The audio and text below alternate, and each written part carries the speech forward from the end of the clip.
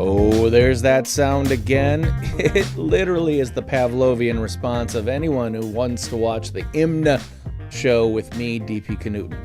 IMNSHOW is, of course, my opportunity to share my not-so-humble opinion about whatever I feel like talking about today, except for the days where I'm actually going to be doing a live stream of a recording session for my nonfiction brand podcast, which looks just like that. Well, that's what we're doing tonight, and I'm going to introduce you in just a sec to my guest tonight, and it's going to be an interesting podcast because, yes, we're going to talk about personal branding, and yes, we're going to talk about my guest and her background and stuff like that, but we're also going to be talking about a pretty difficult topic, which I think you'll find really interesting and hopefully applicable to your life or to the life of someone you love. And have I teased this enough? I think I have. So it's time for me to introduce you to my guest tonight, Mandy Capehart. And there she is. Welcome to the Nonfiction Brand DP, Podcast. how are you? Oh, thank you so much for having me. It's a pleasure. Well, it was my pleasure to be on your podcast, the Restorative Grief podcast. And that actually is a little bit of a hint to listeners about that difficult topic that I kind of teased at the beginning of this live stream. And we're going to cover all aspects of it. But first of all, one, I welcome you to the show. But the thing that attracted me to actually having a conversation with you was that you didn't want to talk about click funnels or click-through rates or SEO or Facebook ads. You wanted to talk very deeply about one of the most difficult topics known to humankind, and that is grief. Can you tell me, well, first of all, can you give a little bit of an intro to your podcast and what it's about, and then go into why you chose to select that very difficult, sticky topic to become kind of the center of who you are, what you do, and how you do it online and via podcast? Absolutely. Grief is the conversation no one wants to have. It's the field no one wants to work in. And yet it's the most valuable area of life that we can begin to unpack, in my opinion.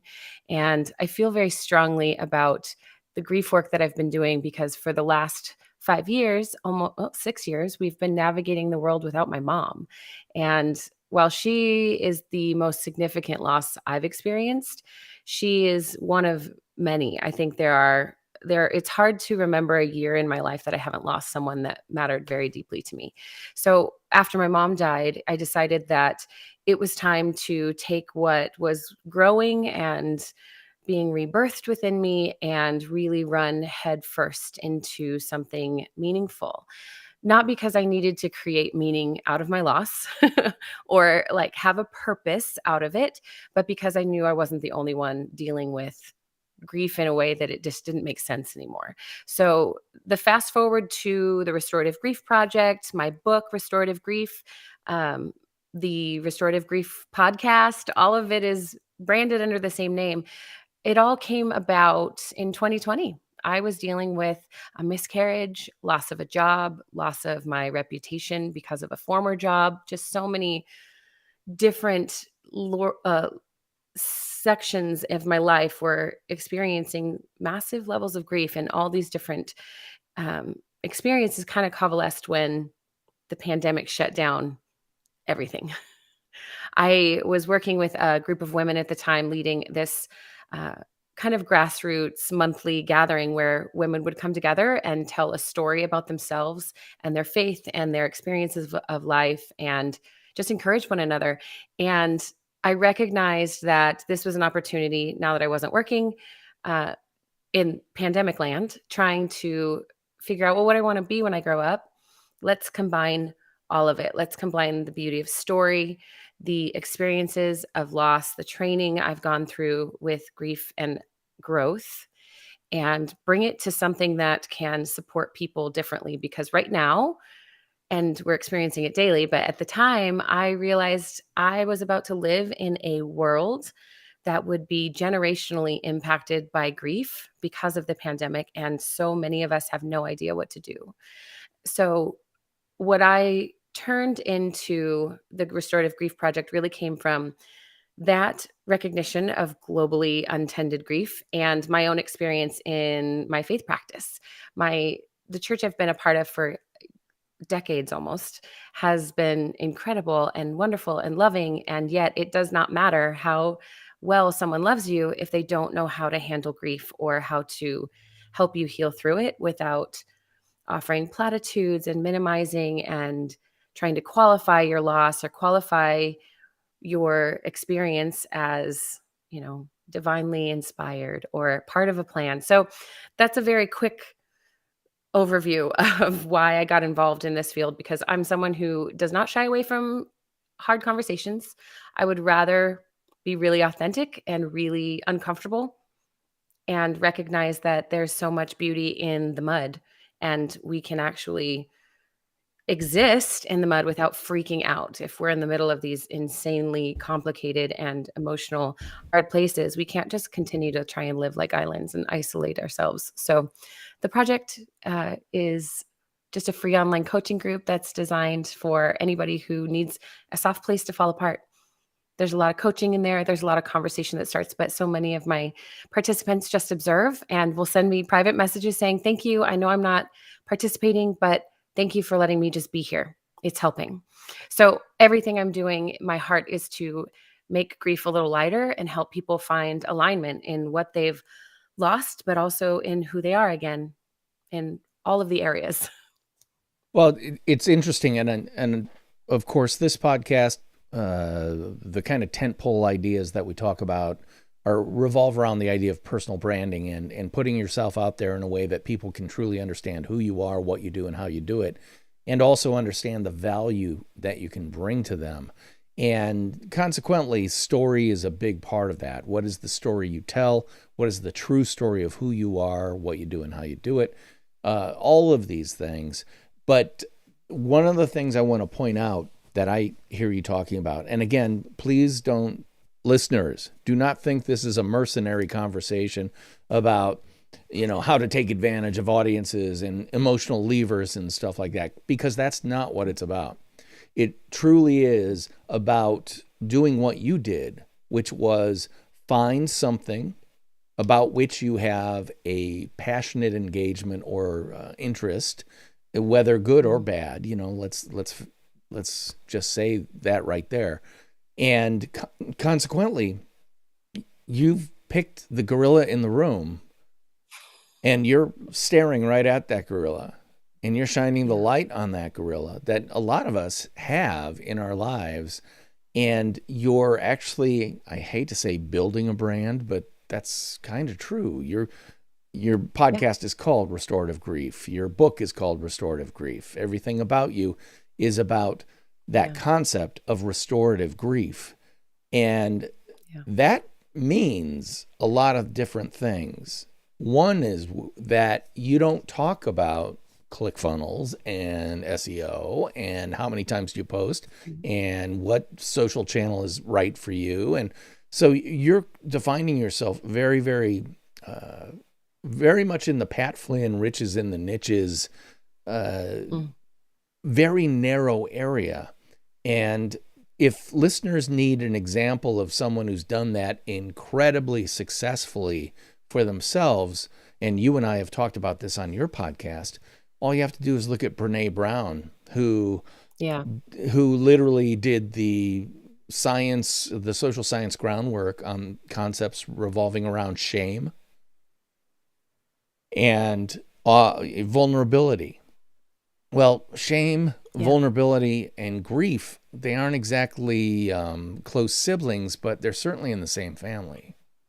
They are things that they're connected, no doubt. Yeah, without doubt. And I'd love for you to talk about that, especially from the point of view of why you've chosen to embrace that and where you see your career going based on the fact that your tentpole concept is restorative grief. Can you give us, first, can you say what restorative grief is in a kind of a 30-second definition form?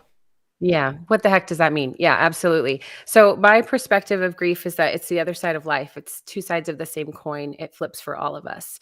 And when it comes to finding our way to healing, we get stuck on the false concept of stages.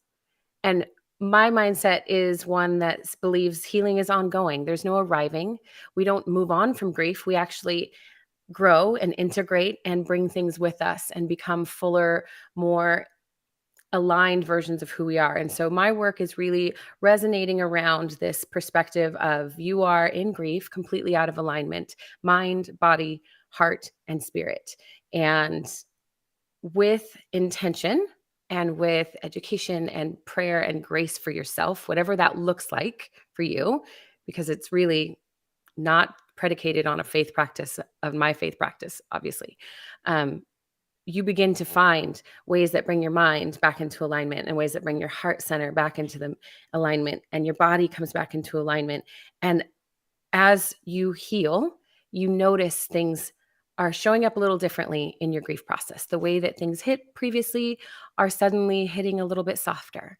So, restorative grief takes a look at the whole person, recognizing that the whole person has experienced loss, whether it's a job change, whether it's a breakup, whether it's a death, whether it's a move, no matter the grief, and recognizes that it impacts the wholeness of who we are. And so, our goal in the restorative grief world is to pursue wholeness on all those fronts, knowing very well we will not arrive. There will be no, oh, good, we're done. But that it's integrated into this whole beauty of who we are and who we are becoming. Well, I think that's really interesting because a lot of people are probably familiar with Helen Kubler-Ross's stages of grief, and I think you alluded to them. The idea that, there's bargaining and acceptance and, Yeah. all that stuff. And I think that framework was helpful, and it certainly put Helen Kubler-Ross on the map, so much so that a very lay psychologist, my psychology training was Psych 101 in college, right? But I know who Helen Kubler-Ross is. She put herself on the map in terms of who she was and what value she brought to people. And that framework became kind of the foundation for her, dare I say, her personal brand. And, before we go any further, I saw a tweet today that I kind of went, yeah, that's exactly right. And somebody said, I don't think I'll ever get to the point where I hear someone say that's my brand and not cringe. And I agree, because if someone ever said that's my brand, I would cringe. However, Yeah. as someone who truly believes in personal branding and what it does for you, a brand is not something you say, hey, here's my brand. It is, here is everything about me packaged so you can understand who I am, what I do, and how I do it in a way that makes it easy for you to engage with me appropriately or pass me off to others who might need my services, my whatever I have to bring to the table. So this is my way of saying Helen Kubler-Ross looked the gorilla in the face and gave it a framework. Brene Brown looks the gorilla in the face and gave it a framework. I think you're doing the same thing. And I think it's really smart, especially the implied upside of restorative grief. It's one, own the grief, take the grief, deal with the grief, understand it's never going away, but you can restore yourself from it. And again, I don't want to make this all about everything that you're talking about when it comes to grief, but I can't talk to you about your personal brand without really delving into what that means. So let's look at restorative. What does that actually mean in your, framework, if you want to call it that? Yeah. It actually goes back to Kubler-Ross's original model. So she worked with, and well, David Kessler was another one that took her model, worked with her, and brought it forward.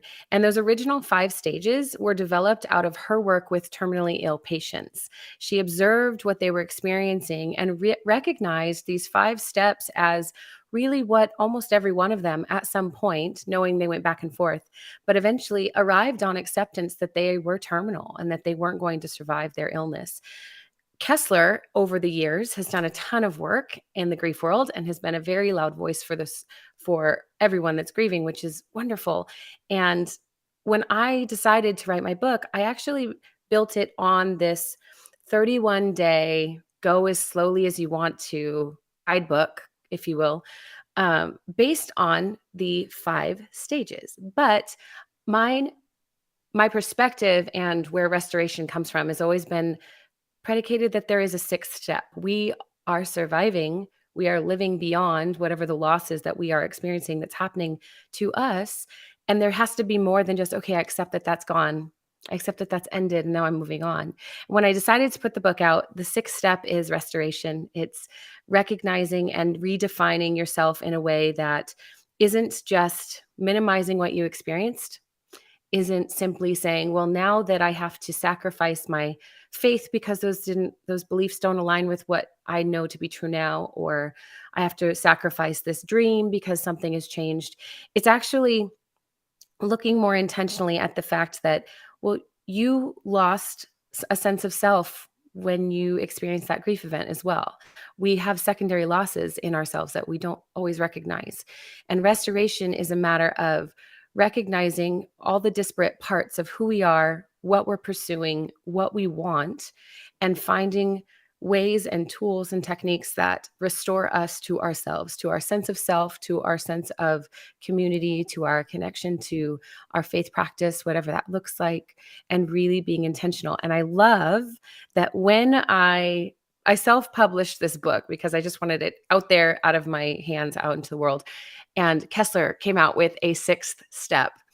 And I think it's, I don't know what it is, finality. I'm losing it right now as to what it was. But I was so just, okay, settled. I feel in flow. I feel in the right position here with the entire universe coming together and saying, I'm on the right path, that there is more. And we know that there's more. But when all the experts are telling you, this is it, this is the steps, this is the path you need to walk down to heal, and then it doesn't work or doesn't apply, it becomes wildly discouraging. And so many people just give up. They just stop deciding to pay attention to their grief or become intentional about it. And that's really where restorative grief gets to say, well, actually, you don't have to be actively grieving your entire life, but you do have to be intentional as you go through it. And as it comes up to you, you don't have to be, a fish just tossed around in the ocean. You can be the rock that the ocean waves crash onto and then retreat from. Well, there are a couple things I want to talk about. I want to go back to when you were talking about everything being in alignment. One, longtime listeners to this podcast will know I love that word, alignment.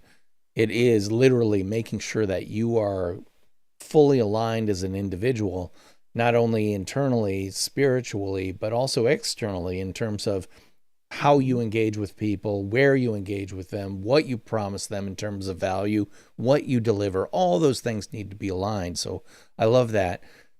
The other thing is the restorative part, because I hate to say it, but I think it's a brilliant graft on to the 5 stages, because the last stage of Helen Kubler-Ross's was acceptance, right?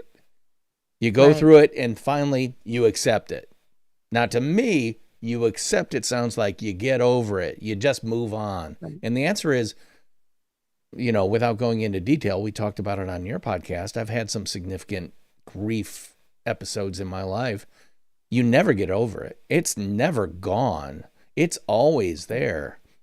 But you can come up out of it. You can restore. And I love that idea of restoration. It's almost like, if you have to put it in terms of a beautiful chest of drawers that you find by the side of the road that's been beaten up by life, but you look at it and say, boy, the foundation of that chest of drawers, that the wood is high quality, the design, the craftsmanship, the carpentry, it needs a new finish. But it is fundamentally sound and it can be restored. So I'm someone who loves analogy and I love metaphor for describing things. I don't think you could come up with a better word to describe what you just said, which is, yes, you have to go through these phases. You're never over it, but you can restore yourself. Maybe, of course, not without a few scars or whatever, but you don't have to just be stuck. You can be restored. There's a lot of the work that I do is, so I work pretty much equally with grievers and grief supporters. So primarily for myself, I was, dealing with a lot of people who didn't know how to address my directness. I'm, like you've noticed, I'm not afraid of ugly, hard conversations. I will say the confrontational big thing that needs to be said, and I will watch to see what happens to know, can you handle this conversation? Can you handle the intensity of loss in my life? And so many people were not, and in the most loving way, not able to do that. And it goes beyond the 2 weeks of, initial support and sympathy and empathy and trying to come alongside you. It's how do people learn to come alongside you in the long haul? And I think where restoration becomes difficult is where we don't have people willing to be uncomfortable with us. We have platitudes because people are centering themselves in our discomfort. They hear our story of loss and they say, "Oh my gosh, I'm so sorry. I too experienced that and I'm okay now." Or, "Oh my gosh, you have cancer. My uncle had cancer and he had this treatment. Have you thought about that?" We put our own spin on stories thinking if we can just rationalize this or think around it, everything will be comfortable and easy again. When the truth is, not only is life not really comfortable or easy, grief was never going to be comfortable or easy. However, if we, on the front end of experiencing loss or realizing we have to support someone through loss or support ourselves, can recognize that discomfort doesn't destroy us.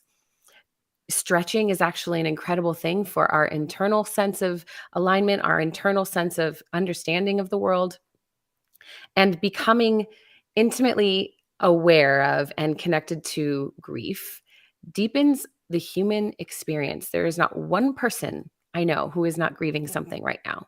And it's funny because I think sometimes friends or new friends even are a little hesitant to talk to me because I listen and then I ask questions that are so clearly loaded questions in the most loving and kind of ways, but they'll have this take a breath moment and recognize I'm going after something bigger.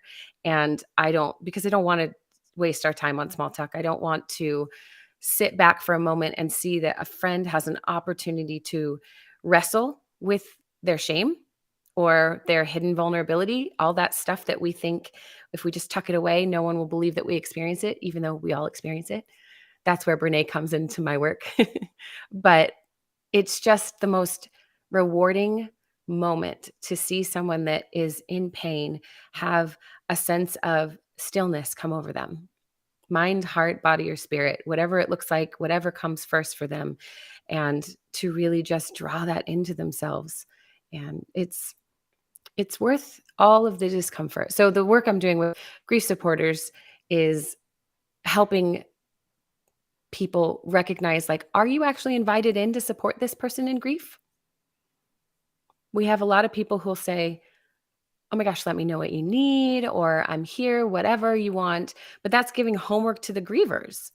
That's saying, go figure it out. You have, grief brain. Your mind is full of fog. You probably aren't sure if you ate this morning and probably don't remember the last time you showered, but sure, I'll spend my time just telling you to figure it out. So having the opportunity to train people, like, actually, that wasn't the best way to approach them. Here's why. It's not true for everyone. Maybe that was the perfect way to approach that person. And that's between you and them and that deep connection between you. But if you're willing to be someone that wants to say, I want to be with you in the highest, most exciting, wonderful parts of your life, you have to be willing to be committed in the hardest, most painful parts as well. So we have to just learn how to do it. And it's not easy, but it's worth it. Well, and it's also something that every human being is going to run across through their life. Mm-hmm. And many of us, I would say probably the vast majority of us, are already in some level of that situation. And hopefully listeners and viewers of the live stream, I think you're seeing exactly why I wanted to talk to Mandy on the Nonfiction Brand podcast, because she's dealing with an incredibly difficult topic, and yet she's trying to build a business on that topic. And again, it gets a little icky, it gets a little sticky when we talk about business about something like this, and yet this is something that people desperately need. It does require a great deal of effort on Mandy's part in terms of time and training and, you know, developing and creating new systems and frameworks and stuff like that. So the idea of giving it away for free is not necessarily something that's going to be something she wants to do the rest of her life, unless she wants to live in a refrigerator box down by the river.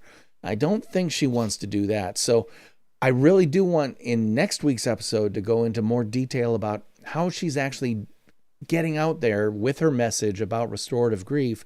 But also, I don't want to use the word monetize. Please, I do not want to talk about monetization, but I do want to talk about how you can continue to do your work in a way that allows you to have a house, allows you to have a family, allows you to occasionally take a vacation, you know, something like this. So we have a lot to talk about. Oh yeah, what's a vacation? I don't know. Not in the last while. I will say it's funny you say that, because you're exactly right. It's something that I give it away all the time. I give away copies of my book. I coach people online through, we do a lot of Twitter spaces, some friends and I, and they're just the most precious moments. The Facebook group is free. Instagram is free. I don't do active coaching on Instagram, but it's something that is so important to me that, yes, I'm willing to do another full-time job so that I can be doing this on the side right now. But it's crucial. And so I spent so much time, you know, I was in marketing for a while. And so I did the whole story brand. I've done Pat Flynn's work. I've done a couple of others. I have all the ClickFunnels. I have all the knowledge, and it's so, you're right. It's just the part where I'm like, this isn't the authentic version of me. And I'm very much a person that says alignment over accolades. And so if that means that I'm not going to get paid very well, that's okay. If I'm seeing somebody find wholeness and recognizing like that they can offer that same characteristic in themselves to a friend, that means that the work I've done is meaningful enough that it's impacted someone I don't know. Okay, I'm done. That's good enough. I didn't decide to do this because I thought it would be incredibly, you know, financially life altering. I was very aware that, okay, pinch your pennies as you self-develop this or self-publish this book and edit your own work. Good thing your background is in editing as well. And glad you're also a photographer. Go make the photo shoots or whatever you need work. So it's been a grind since day one. And honestly, that's part of who I am. I'm always someone who's willing to do what it takes to move the needle for someone else, even if it means moving my needle very low. And then, okay, we need some time for my own restoration. And then it empties again. But I mean, it means something to me. Yeah, and that's the most important thing. I would say that you understand very, very well what alignment is, especially when it comes to aligning your passions with your work, with your effort, with even the way you engage with the world about it. So, Mandy Capehart, how can people follow you? Or better yet, how can people buy your book? Because that book could help you help so many others. Where can they find it? Yeah. Well, the book is just on Amazon and Barnes & Noble. Unless you live in my town, then you can buy a copy at my church or a couple of local bookstores.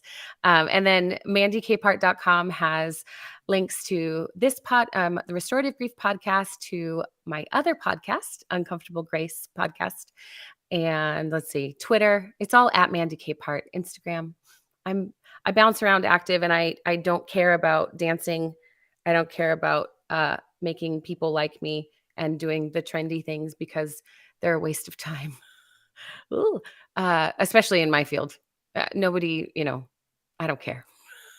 Well, I hear you. Sorry. And that's why you're being true to the personal brand that you're creating for yourself, because you're doing what is fully aligned with who you are, what you do, and how you do it.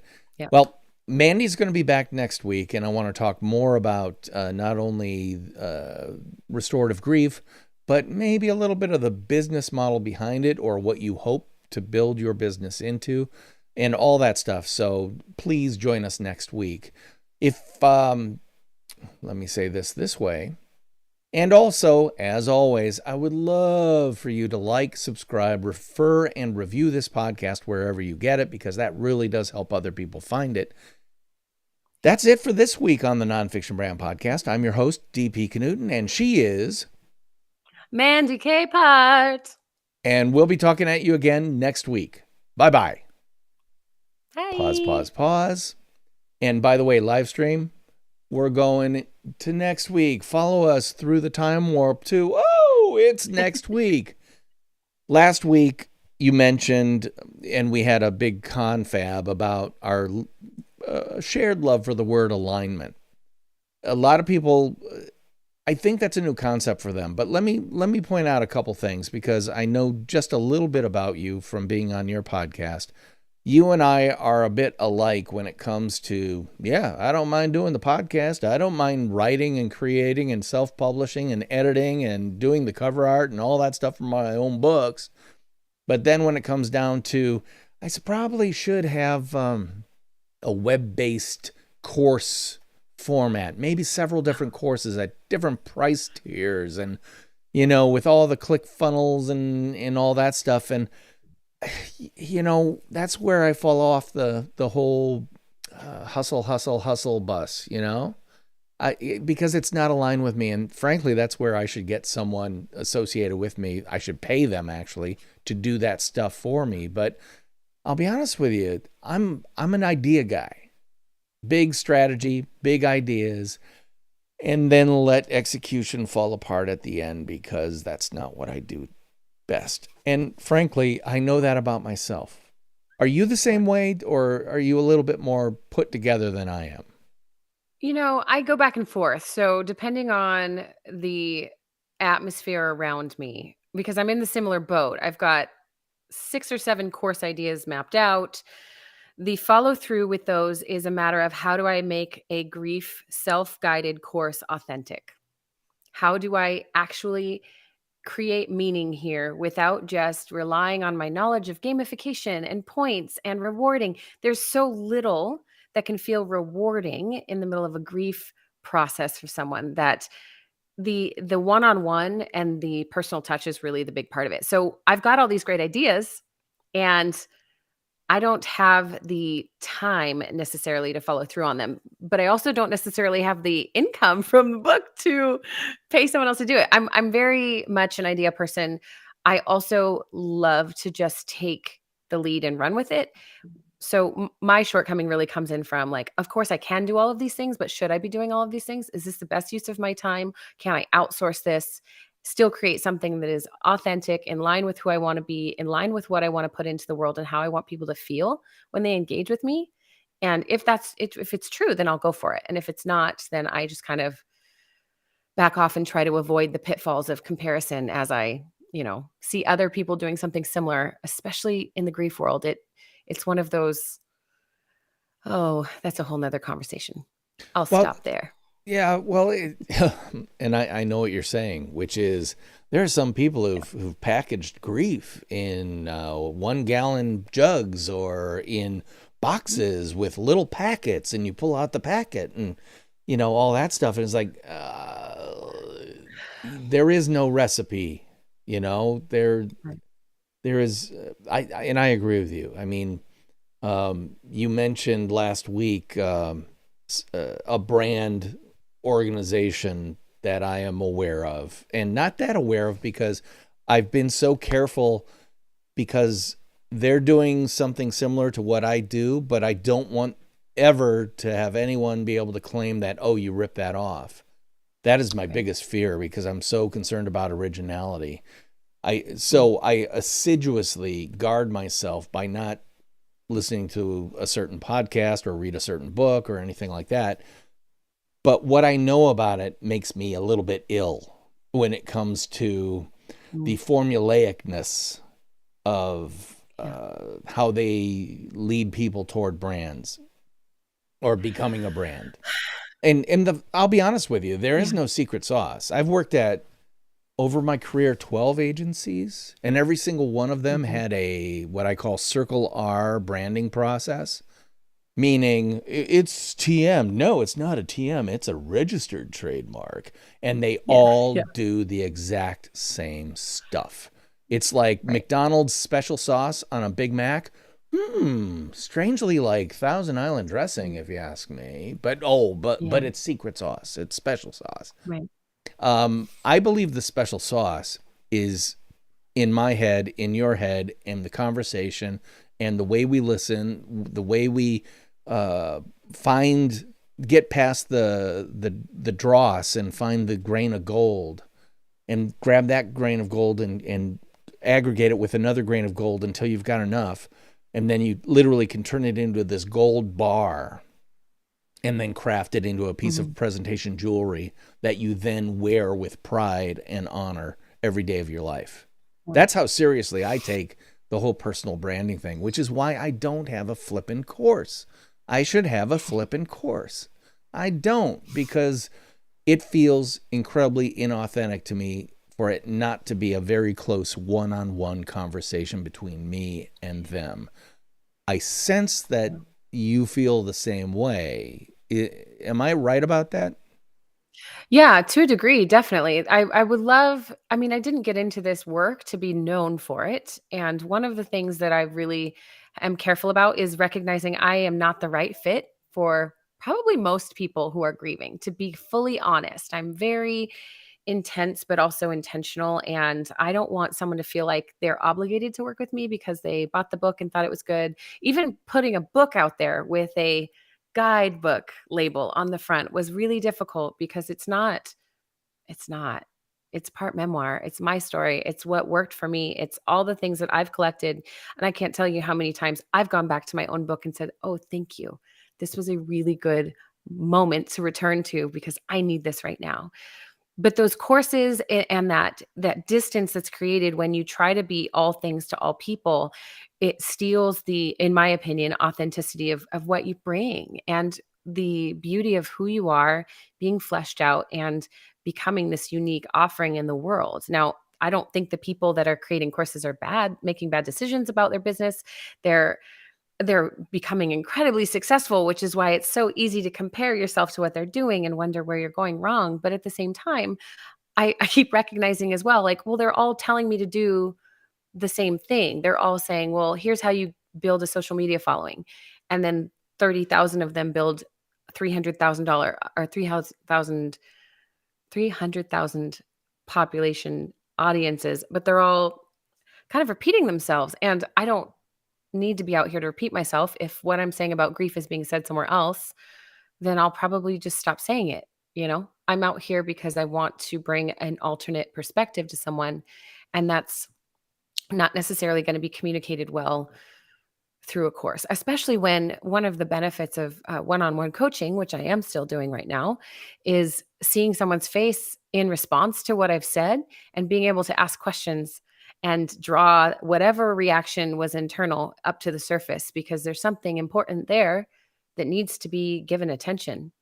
And those are the moments you don't get when you have, only website access or only online courses or anyway. Yeah, well, all the mavens of doing this would say, well, that's a great opportunity because the more time they have of yours, the more expensive you can make that. Because you get the junior version, the Happy Meal version for a lower cost, then you have a medium, and the more time that they actually require, the more you can actually charge. And I use the term mercenary a lot because, yeah, of course, you have to charge for certain things to be able to keep your lights on or feed your children and stuff like that. But does it have to be like some of the experts that we all see on social media all the time who are literally telling us about how much they make, and I'm not talking about Pat Flynn's transparency and all that stuff, because that's an admirable thing. He did that before he was making what he's making now. It's really interesting for those of us who follow him, but I can't even do that. I would never want to do that. That's not aligned with who I am as a person. Consequently, it's certainly not aligned with my personal brand. And it sounds like you've got a pretty good idea of who you are, what you do, and how you want to do it, and how you actually do it. And again, that word alignment comes out, and all of those things are aligned. Did you start out with that fully aligned in your head, or is it something you developed over time as you developed the whole restorative grief foundation for what you do? Okay, so yes, it's someone I've always been. The book itself, the plan for the book came out of me in about 20 minutes. I sat down and said, there has to be a better way to live in this world that's experiencing a pandemic that who knows how long this will go. And what's my contribution? What do I do? I have who knows how long I'm going to be unemployed or before I can go back to work in the industry I was in. And I just wrote out this outline and I thought, okay, if this is worth it, because I've written a ton of outlines, I'm a writer, and they haven't come to anything, just lots of ideas and non-finishing, right? And in this instance, it was just effortless because I am someone who sees injustice and sees the hurting and sees people that need support. And I will storm the castle to find and help them. I'm not their hero. I'm not the one with the answers. I'm not the one that's going to rescue them, but I will show up and defend them against anything that could cause further harm. And so when it came to this grief model, it was very easy for me to say, restoration is possible. We're not going to sit back and say it's okay that other people would minimize your grief by saying, oh, you're grieving a job loss. Well, my person died. And that's more grievous than you are experiencing.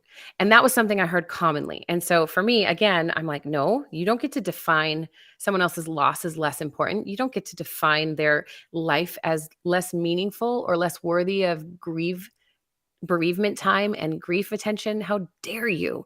So anytime my inner how dare you comes out, everything in me is like, what do you need? I'll pour it out. How do I come alongside you and make myself accessible in a way that doesn't just drain me completely? So when I started coaching, I knew very early on, like, this is going to be affordable for who needs it. That's why the grief course is free. I mean, it would be nice to monetize it, but that's not the reality of the direction that I want to go. So the heart of this work really does come from the heart of my way of moving through the world. I will be perpetually available to people who need it. And I have strong boundaries. So it's not like I'm just saying, whatever you need, I'm here and I'm available, because that's not true. But I have cultivated a lot of resources and a lot of connections for myself, but also for the community that I'm in, to easily disseminate and say, hey, I'm not your person, because I can already tell that my too direct method is probably going to be intense or too much for you. And that's okay. I'm not offended by that. But being able to just put myself out and be like, here's who I am, here's how I move through the world in the most loving way, take it or leave it. And I'm available if I have availability, I'm in, Well, and that's so key. You understand that you are not one size fits all. You are perfect fit, or you are a perfect fit for certain individuals, and you seem to have a pretty clear idea on what profile that type of person might be. But it also sounds like you're very comfortable also with saying, you know what, I don't think I could help you. Now, do you have a network of people you work with that you can easily make referrals to people who have better skill sets or better ways of handling certain individuals? So is that Yeah. a possibility for you? Yeah, it definitely is. I'll tell you a quick story. A friend of mine that I met through Twitter, he is a chaplain and he is now an atheist, but he started out working as a chaplain and through a church. And we connected. I have a faith background and my book is predicated on my own story. So there's a lot of conclusions that I came to that really helped me. And it was directly, intentionally toward the church when I first wrote the book, because I was watching the church completely flounder in figuring out how to support each other in and themselves. And at the same time, I knew, well, I'm not the all end all be all, but I have a lot of experience. I've been in the church a long time. So one of the things I loved was my friend had another friend who saw him talking about my book. And she was like, is this, you know me really well, is this something I would benefit from? And he had read it and said, well, there's a lot of faith uh, language in it. There's some scriptural references. There are some conclusions. And he tagged me in the conversation, and I piped right in and I looked at her profile for just a minute. And I was like, nope, your grief is far too close to your faith practice and the history. My book is going to trigger you. It's going to cause further harm. Do not read my book. Let me get you some other resources. Let me help you find some humanistic resources that are going to come alongside you and not have some conclusions that are going to cause more harm. And so I have been really intentional over the last year and a half of finding people that aren't just in my localized community, but that are really accessible online, and hosting conversations with them, and championing their work and their writing, and really drawing them into the podcast as well, so that I can have their expertise and their stories available, because it's crucial. There are some things that, I know I'm not equipped to handle, and I'm not going to pretend or play act at someone's as a therapeutic resource for someone that I know needs a different skill set than mine. And that's just characteristic of who I am. I'm not going to walk into a room. I'm highly capable of things, and I could probably fix your refrigerator, but it'll take me 12 hours. It would be better served if you just, hired a refrigerator repairman. And I'm sorry, I can't save you the money, but I'm going to save you money in the long term, because chances are I'm going to break it. What I'm going to say now may not make a lot of sense to people, but I want you to think about it the same way you would if Yoda said it in a Star Wars movie. The best brands are humble. They are absolutely clear about who they are, what they do, and how they do it in a way that everyone understands that. But they also know what they don't do, what they can't do, what they won't do. And consequently, they don't encourage you to buy their product if it doesn't work for you. Well, I always point to Apple because I'm a big Apple fan. And full disclosure, I even own some Apple stock. Yeah, that's how I feel about that company. And as arrogant as a lot of people think they are as a brand, I find them incredibly humble. They don't go in to so many different areas that people say they should. There is no full screen Apple TV, and there's the little Apple TV pucks, right? They went into there. Why isn't there a full screen, a 54-inch Apple TV? Why didn't they do that? The answer is, and they've said this themselves, we can't do it better than the people who are already doing it. We don't go into areas where we can't make things better, easier, more designed, more user-friendly, give it a better user experience. They don't go into those areas. Now, for those of us who really pay attention to the company, we're hearing a lot of noise about Apple maybe coming out with a car. Now, that means, knowing that they know who they are, what they do, and how they do it, that car is going to be better designed, more user-friendly. The experience is going to be extraordinary, or else they won't do it. Which is why the second they announce the fact that they're coming out with an Apple car, Tesla is going to see their market capitalization crater, at least significantly, because a lot of those people who are waiting to get their Tesla are going to go, wait a minute. I want to see what Apple's doing.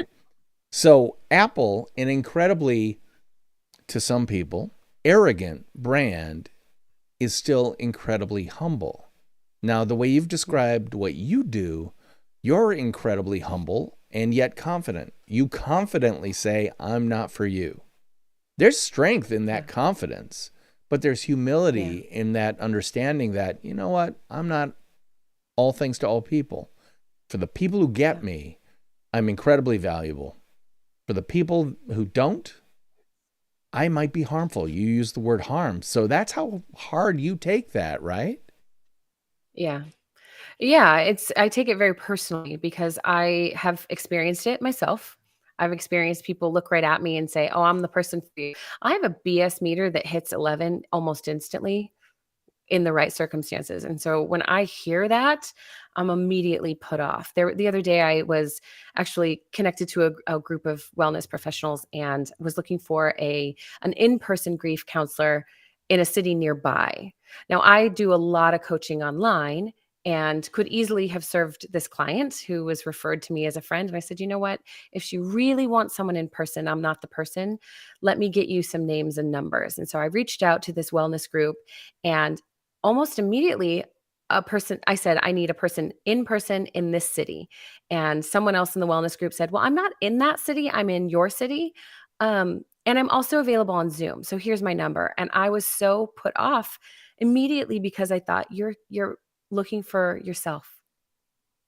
I don't care how good you are. I wouldn't be in this wellness group of professionals if I wasn't equally available and capable of taking care of this client. But I'm looking at what the client would best benefit from. It's not about me. This isn't about ego. I'm not the best person at this, I make mistakes. We all do. And to believe otherwise is foolish. And so I see that as an opportunity for myself to continually come back into alignment because I'm still grieving things. I'm grieving having to shift completely. I'm grieving my mom. Things come up all the time in my work that remind me of her, and in positive and heavy ways. So the work I get to do with people, helping them find a way back to themselves in a new path, down a new trail, it's so life affirming that I don't mind not being the person for everyone. I'm not going to sit back and cause a great grief event, because that's one of the things that I do hear often as I get these clients that are coming to me. Well, I'll say like, hey, what's your experience working with someone, working with a professional, working with in grief? What have you read? What do you believe is true about it? And they all come to conclusions where some of it was helpful and ultimately some of it was really hard. But there's always someone that says, well, then they told me that I'd been grieving for a long enough time and I needed to get over it. Or I just needed to pray more. Or I just needed to read my Bible more. Or I just needed to, if I could just do this one thing, as if it was a silver bullet. And that's the stuff that I hear. And I think there is no, like you said, there is no magic sauce. There's no formula that fixes any of this. We are learning to carry what has become the heaviest thing in our lives. And doing that means being pretty humble about what we can and cannot carry. And so if I can't present that in myself, if I can't be honest and authentic about what I am capable of carrying and who I am, then I have no right to show up for other people and say, "Oh, here's some advice." That the principle of the wounded healer. There's actually there's a lot of conversation around this, but I have found, especially in the grief coaching world, a lot of wounded healers who haven't necessarily done their own work. We have these great experiences, we find revelations that work for us, and we think, I got it. I can go into the marketplace. I can bring this to people. I can make this a passive income stream for myself and sell a course and show up on Instagram, do these great reels and have all these followers. And it's going to be great because people are going to love me and I'm going to feel successful and accomplished. When the truth is, what you've done is monetized your personal story, which is okay if you're doing it in a way that is intentional on behalf of someone else. If you're just monetizing, like, this is what I did, especially in the mental health arena, especially in this, even fitness and physical health and all of it, emotional health. It's not an area where you can just decide, okay, I want to get involved in impacting other people's lives. Okay, I can do this thing. And many coaches do just that. So that's where I have seen a lot of harm inadvertently caused. No one's out here trying to make things harder or worse by any means, but we don't know what we're saying a lot of the times. There was one gal that I'm connected to who is also a grief coach. And the other day she shared something that made my blood boil. And it took everything within me not to just, call her out and say that was not okay, because that's going to cause harm to someone. But it was this, I'm here to help you find purpose for your pain. And that statement is so ubiquitous in grief world because we want to believe that there's meaning in everything, that there's purpose for everything. But the truth is there's not always a meaning for everything. There's not always a purpose. My mom didn't die so that I could go forward and become an author and a grief professional. My mom died because she had cancer. I'm not going to turn that into something that creates meaning in my life. I'm going to find ways to carry meaning. And I'm going to know that that's always going to be a part of my story that hurts the most. There was no meaning in my miscarriage. There's no meaning in a lot of those things. But when we as coaches or as mental wellness professionals or any type of professional think that we can sell and package and benefit from little catchphrases and little quirky sayings that will make everything better, we are fooling ourselves. And that is so grievously harmful. It touches on that ethical innocence side for me, where I say, okay, I'm storming the castle now, because I will get a list of names of people you've hurt and you will recant what you've just said. It riles me up so much that it puts me really back on my heels, honestly, and makes me question what I'm doing, checking back in with myself. Have I said something along those lines? Have I interjected in a way that could be harmful? Of course, the answer is yes, but am I doing it with intention? Am I saying things that I know have caused harm, or am I inadvertently moving through the world and then finding, oh, something I did was not helpful. I'm going to go reconcile as best I can or make it right as best I can. But mitigating harm and harm reduction in this is so valuable to me, because we're all chasing wholeness. We're all chasing healing. And some people are just struggling with how to present that without making it about themselves. Yeah, You hit well, a hot button topic there. well, I'm hope listeners are feeling the same way I am, which is Mandy has just demonstrated very, very, very clearly who she is, what she does, and how she does it.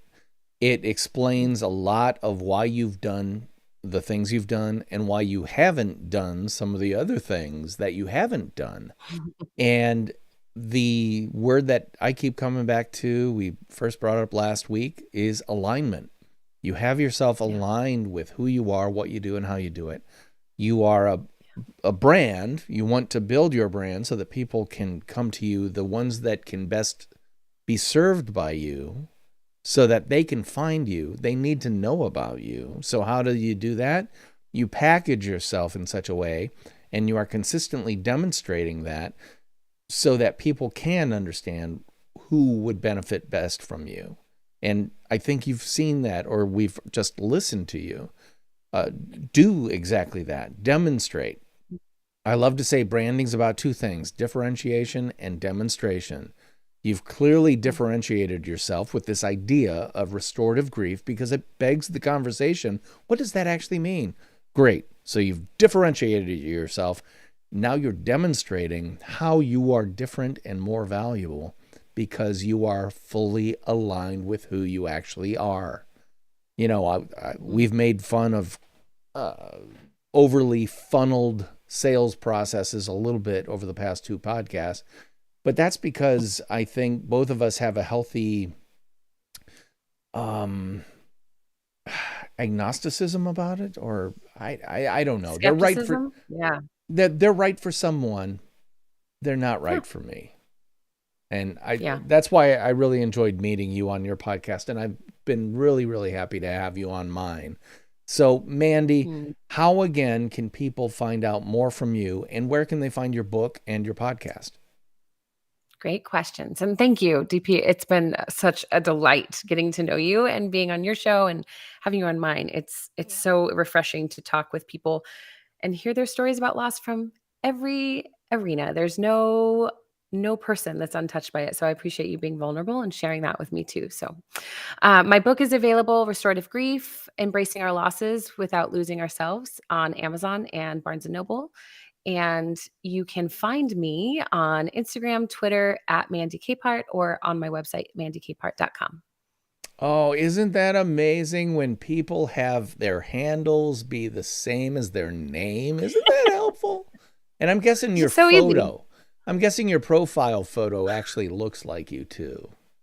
It does. I just barely changed it. It was my author photo from the book for the longest time on all the platforms because I wanted it to be all the same. So like you go here, is this the right Mandy Capehart? Okay, because it's a somewhat recognizable name, but not entirely unique. And I just recently changed it on one of them, and I was like, in my instincts, I should go change it everywhere. Okay, I should go change it everywhere. All right. Yeah, if you're going to change the So I did. packaging of your soft drink, you better make sure that it's one, aligned with the brand in terms of color palette and type and all that stuff, but also Right. the way it engages with people the second they walk down that soft drink aisle. So good for you Yep. for doing all that stuff. What a really great conversation. I really enjoyed it. I hope listeners will take Mandy up on her podcast and check out her book as well, especially anybody out there who might be going through an episode of grief that is actually not an episode, but your entire life. Because speaking for myself, I know once you're in one, it never goes away. But Right. based on what you're telling me, it doesn't have to be something that keeps you down. It can, Right. you can restore yourself out of it. So definitely check that out. Yeah. Available wherever fine podcasts are free. The Restorative brand, Yep. available wherever fine podcasts are free. The Restorative Grief podcast with Mandy Capehart. So, and again, Capehart is spelled Capehart.